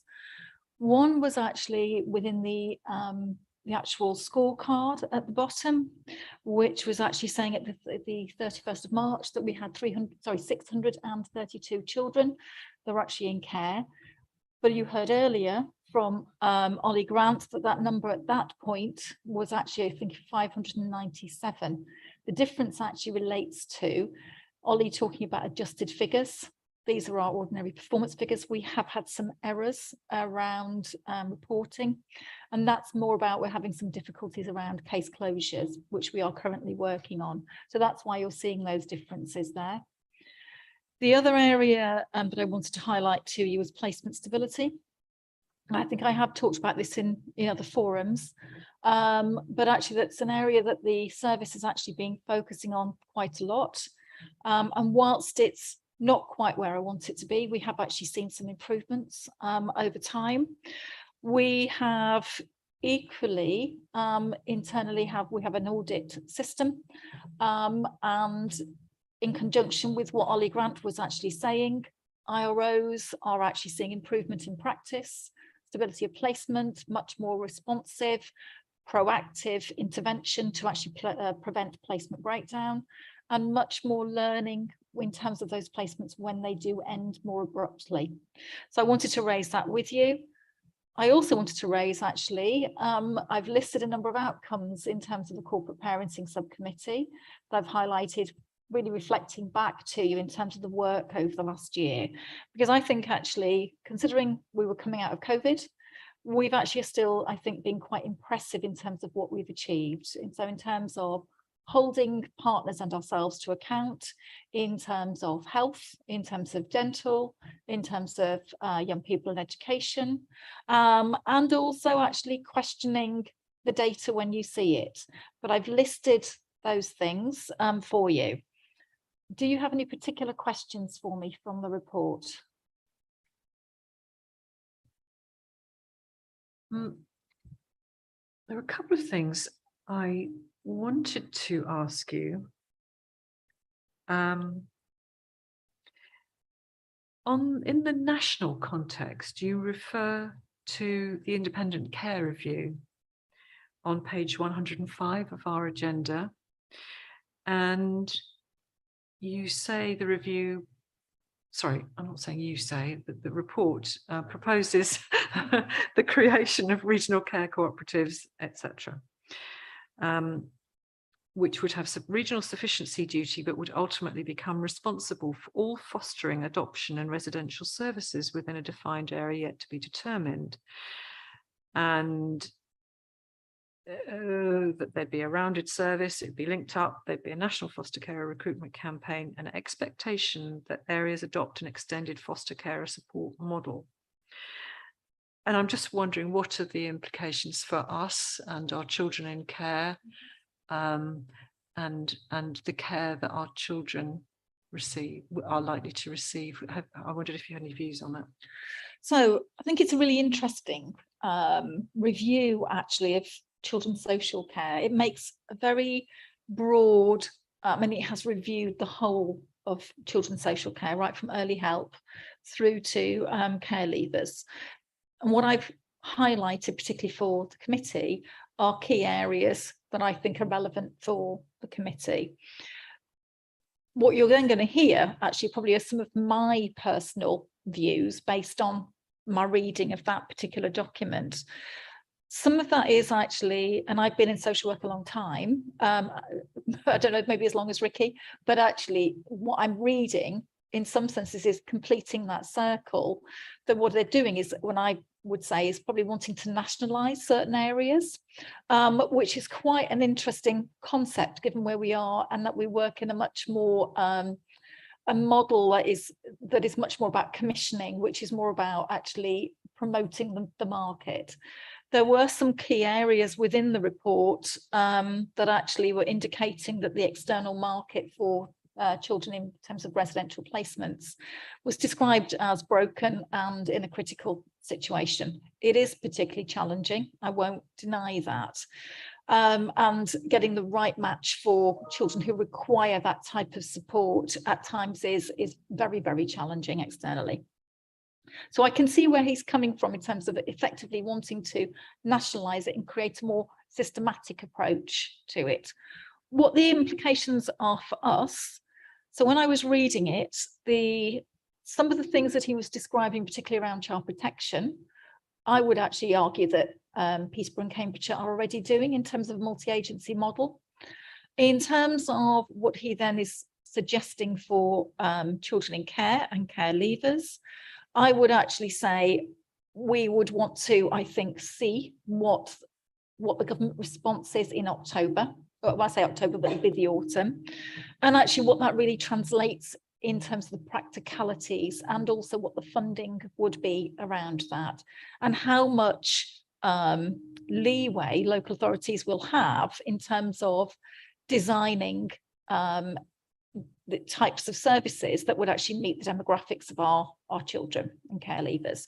So I think we're very much, I would say at the moment, it's a wait and see, unless Ricky obviously wants to make any further comment.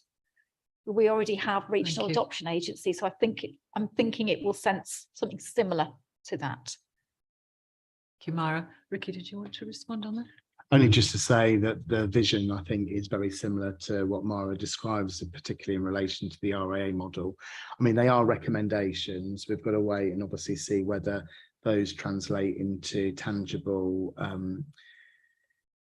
definable,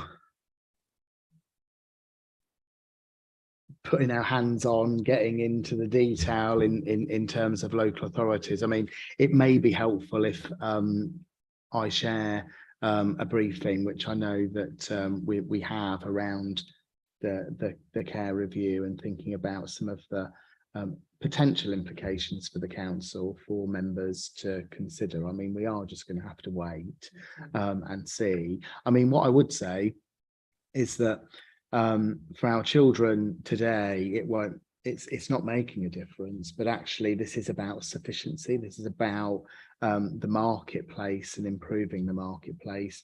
And, you know, again, from a perspective of sufficiency for children, that has to be a good thing. I mean, we know that there's a concentrated market. There isn't enough provision in terms of resource. So if it extends it, great. If it doesn't, I mean, I would question what it was about. But the philosophy is to increase the marketplace, which is a good thing. Okay, so I'll boldly say, it sounds to me like you're both somewhat cautious, as indeed I was in, and my concern is that when everything becomes managed at a higher level, my concern is that we lose the local detail, and that's what I would be concerned about. But I think our staff are mindful of that too. And I'm hoping that that isn't the outcome. So Ricky, yes, please. I think we'd very much like a briefing when you can do that. If we can minute that and bring it into our training program, I think that'd be very helpful when the time comes and when the information has come out of the report. Sorry, Mara, had you finished or? Yeah, lovely. Okay, so right, there's a point that I'll make at the very end though. Members, would you like to raise any questions with Myra? Okay, thank you. Councillor Bullitt, did you have anything?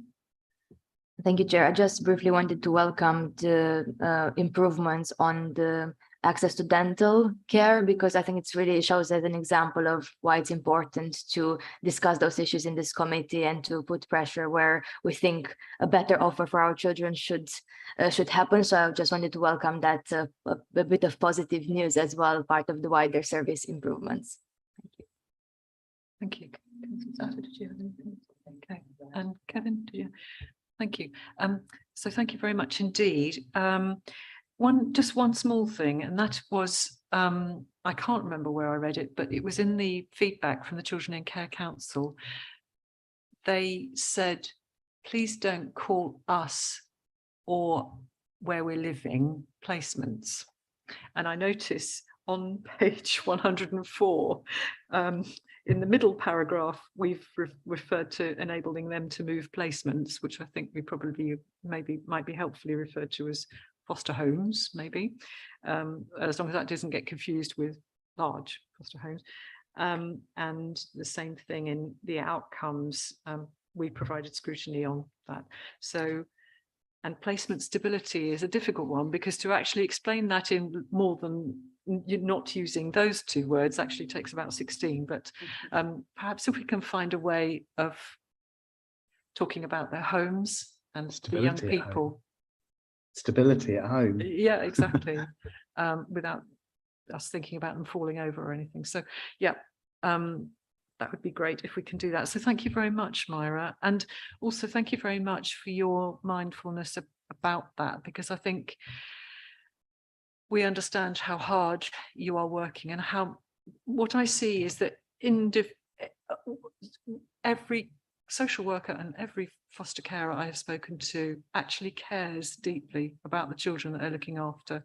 And it's just sometimes things get lost in the structural arrangements, don't they? So, but I'm absolutely convinced that our staff at Cambridgeshire do care very much about the children that they look after. And thank you for keeping an eye on all of that, Myra. And just to say to you, a slight side issue. So one of our young people resides up in Bradford, and her social worker brought her to the Children in Care Awards on Friday.